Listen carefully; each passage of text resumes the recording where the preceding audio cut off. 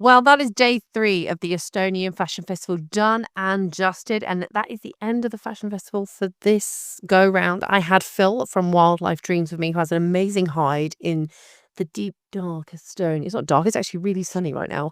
At hide, I have been trying to do wildlife photography. Not great, but I've had a bit of tuition from Phil.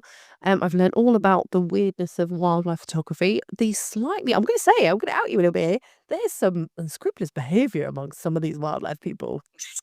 I'm not going to go into which specific one it was, but needless to say, it made a bit of a flurry on the old virality in line. But Phil and I decided to go to, well, we went and shot the 3 days of the Estonian Fashion Festival. Phil has never shot any runway. He went in with some ideas of what it would be like and came out with absolute, well, I'll be honest, an education, didn't you, Phil? Yes, and it's good for a photographer to be taken out of their comfort zone and actually appreciate what another professional does and what they have to Don't be do. me when you say professional, because I'm far from it. You get me down to get the images that you would think is the most important images that I thought fashion and or runway photography would be like. What was some of the things that you thought you had in the bag and then realised actually it was completely different? Lighting and backgrounds, which are the most important thing about photography. And what was it about the runway particularly that you struggled or were shocked to discover about the lighting in the background? Let's talk about day 1. It was in a shoe factory. It was a factory built around the Soviet Union times. It had, what, 4 or 5 different types of lighting? Yes, and guests or customers Was it in attendees? putting their feet in the way of the models and the photography and just etiquette, some of it, which was very interesting for the whole 3 days of the etiquette of photography. Um, What in particular did you find about the etiquette? Because, like, for me, we kind of roll with it. We've got the experience of it. There is unwritten, unspoken rules, the do's and the don'ts. But what were some of the things that you were like, whoa, about? so we have a specific area, and then just people go underneath the barrier and stand right in front of your lens to capture an image on their phone or a small camera for their friends, family, or whatever. And then you can't use an image. So, um, I think you're going to laugh. You're listening to this podcast because there's only one image. When you're on the catwalk, you have such limited time to shoot, and you are expected to get as many of the outfits as possible.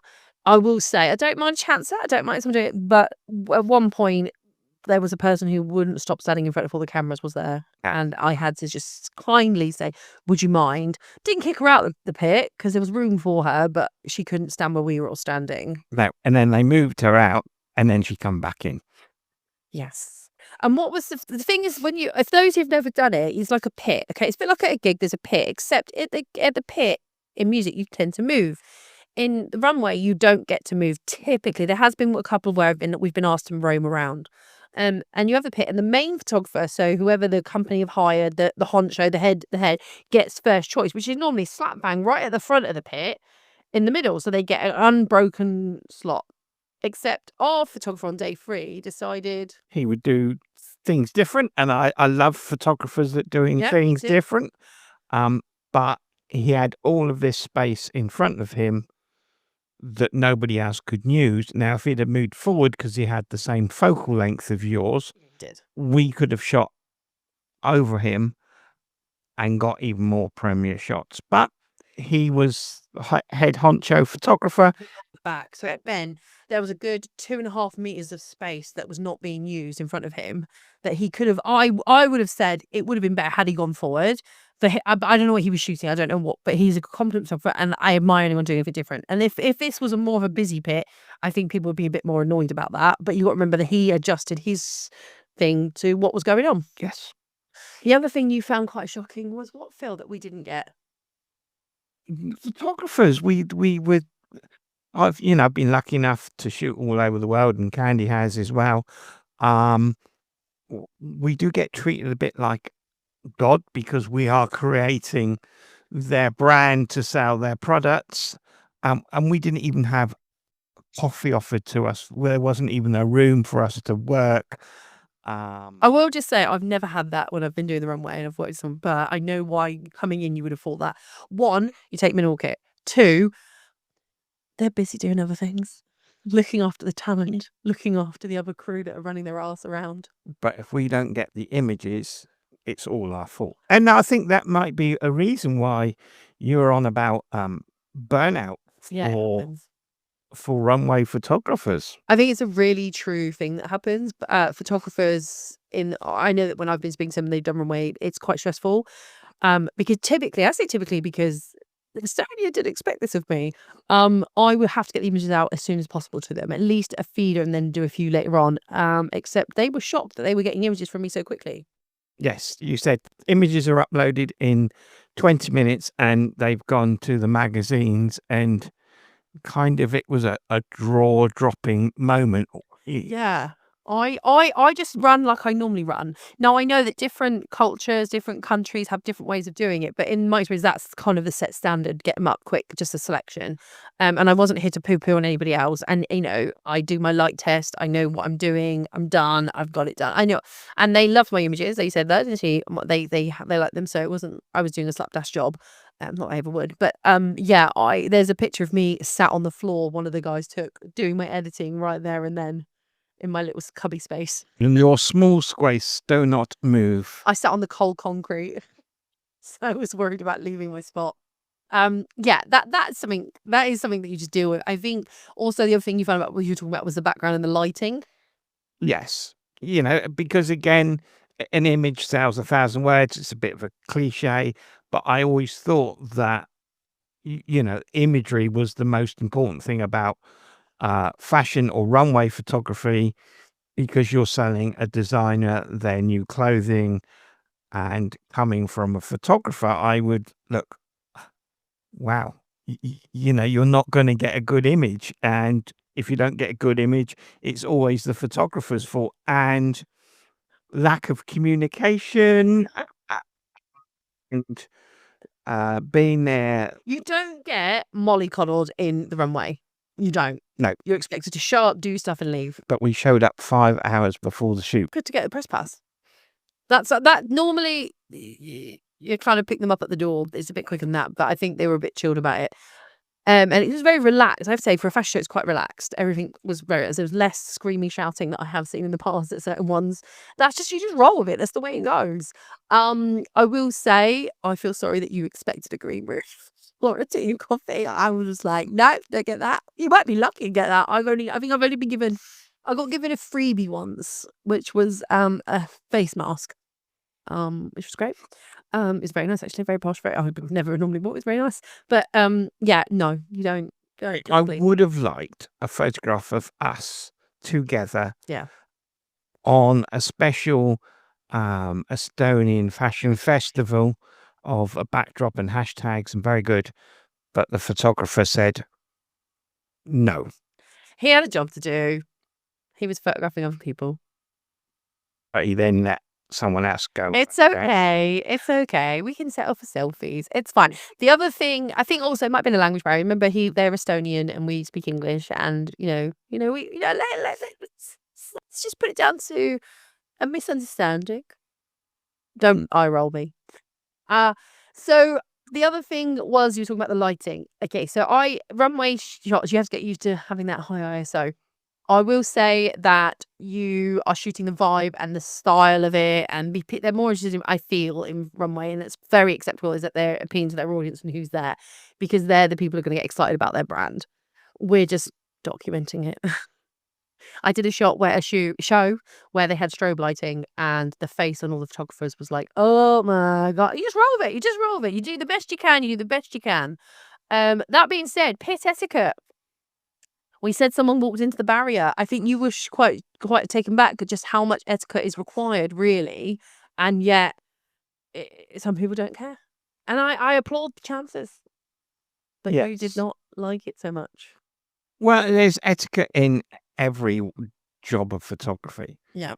And that if you're in a particular environment, that's the etiquette. And whether the photographers were just new and didn't know the etiquette, or, like you say, chances. I felt sorry for the professional photographer that was shooting on film Oh, yeah. for a model, and quite- he was getting sniped. Yeah, I think well, it doesn't But I think you should explain what sniped is. So sniping is, for me, and I think most people say this, when a photographer sets up a shot, right? He does everything, he gets everything ready, and then another photographer comes in and shoots over his shoulder. You sniped the shot. Like, he's done all that, and then you've just gone and done it. And I think that's quite rude. I think that's really rude. It's one of the things I hate about group shoots as well. When you like take ages to, everyone has their go with the model, and then you find this unique on it, and someone comes. I just think it's really lazy and dare I say really rude to do. And people go, oh yeah, but it's a great. No, but that's my vision, and you've just, I don't know. I know people are gonna hate me on that. However, I don't mind people documenting it. Like, here he is with the camera and the thing, but when he's using flash, and then that photographer started using her own flash, and he was getting very frustrated, wasn't he? So he was using film. Yeah, you don't get do-overs in film. And he ended up positioning his body, and they just kept moving around him. And I don't know if maybe it's an Estonian thing. You just don't tell people no.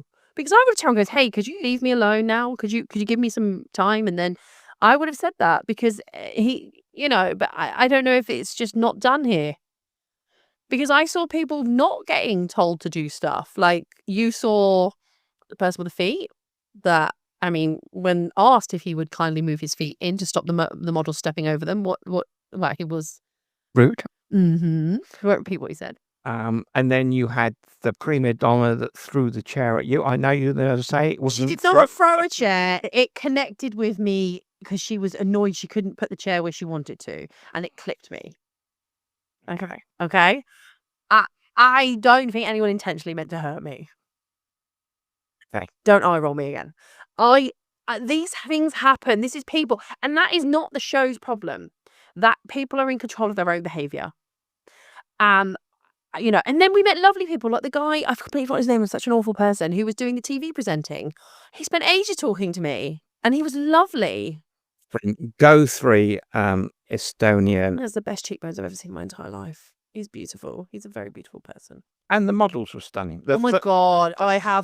Right. Every model, just out the bag. But there was one that really spoke to my soul. And she walked I can't even describe. It was like she had the stage presence of Robert Redford, right? Oh no, do you know what? Scrap that. So William Dafoe, like, he is such an iconic person to look at. The stage presence, she didn't look like him. She had the stage, like, he's iconic, right? She had this fixed glare, and she was an actress and like a front person, and just, I mean, honestly, when she came out, I was like, girl knows what she's doing. She owned that catwalk and really captivated us. See, if I would have put her in the wildlife world, she was a goshawk. She was. Not do that. Don't compare. Yeah, that's that elegance, Okay. that image that you wanted to photograph. And I, when she blew the bubblegum bubbles, I was like, yes, queen. She was warrior energy, wasn't she? Yes. And then she winked at you. I know. I don't know. I had a very professional crush on her. Professional, like, not yeah. It's just something about her entire collection for me. And then we found out she was the designer. Yeah. I was like, girl knows her brand. She's just, do you know what? I loved every single thing we saw. Everything. From the start of the show to the end of the shows, there was not any moment where I went, oh, I don't know why that's there, And it's not my place to judge that either. But everything had a unique view, and it was just you could see, and it's all sustainable as well. But it was a long day. Was it a long day for you, Phil? Well, I'm normally sat in the high drinking coffee and just not tag teaming to try and go to the toilet and look after your kit. No. Yeah, I know. It was a long day. We were there for a while. And then I had to edit my images, but Phil isn't editing images till tomorrow. I'm done and dusted. Yeah, well, I've done the first 2 days. Phil, stop. You haven't done it. Stop trying to blag it now. Okay, so I'm going to do a YouTube video on the behind the scenes. I'm going to do each show in parts so you can see how I work to shoot each of the runways, because they are very unique. One's classic, one's not classic, that kind of thing. We're going to talk about all sorts. I've got some behind the scenes footage. I'm going to share some imagery, but I had an absolute blast. I did. I think it was so different from all the other shows I've worked at. One, the team were just so lovely.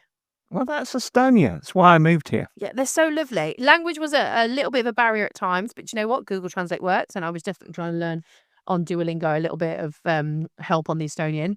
The chilled out was really good, and most of the punters were amazing. You know, it's any walk of life you get people. You get people at rock festivals the same.